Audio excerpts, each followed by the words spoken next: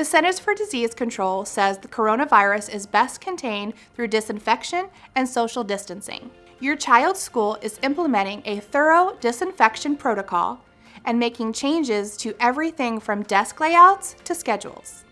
Even if students don't feel sick, masks are used to protect others in case they are unknowingly infected. In fact, many people who have coronavirus do not have any symptoms. Though the policies of each individual school and district will vary, here are some of the other practical messages your child is likely to hear at school. You can help by reinforcing the same messages at home.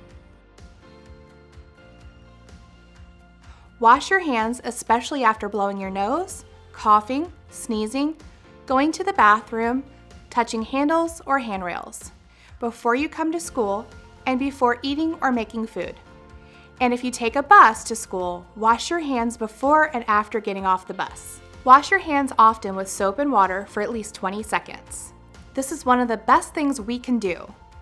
We can sing the happy birthday song or the alphabet song twice while washing our hands to make sure we wash our hands long enough. Be sure to get under your nails, between your fingers, and all areas on the front and back of your hands. After washing your hands, dry them with a clean paper towel. Try not to use hand dryers. Use the paper towel to turn off the faucet and use the towel to open the door of the bathroom.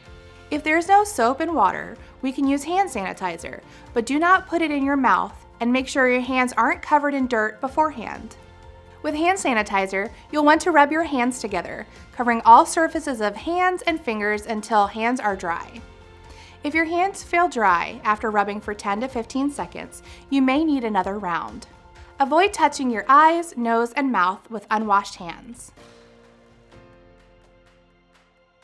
As always, be sure to stay home when you are sick, especially if you have a fever, and let your teacher or family know if you do not feel well in your stomach, head, or if it hurts or is hard to breathe. Be sure to cover your cough or sneeze with a tissue, then throw the tissue in the trash, and try to avoid touching things along the way.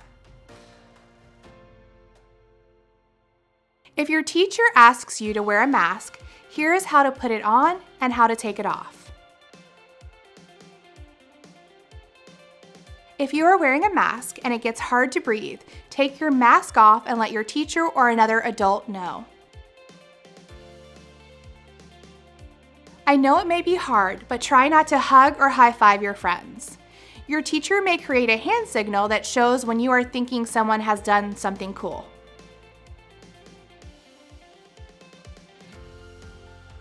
Sharing is usually caring, but these days, do not share cups, forks, spoons, food, or drinks with others. You also may be asked to share books, art supplies, and devices in a different way than you're used to. Do not put pencils, pens, caps, markers, paper, or anything other than food or medicine in your mouth. At school, the teachers want to give you and your friends more space from one another, so they are going to move your desks around. You also may have new places and ways to eat meals and snacks. You may even have new ways to learn in the classroom. Because we are trying to keep space between us and our friends at school, you may see colorful tape on the floor to remind you where to stand or sit. Remember to stay 2 arms spread out from other students when you can. I know these changes can seem strange or different, and it's totally normal to feel sad, worried, confused, scared, or even angry.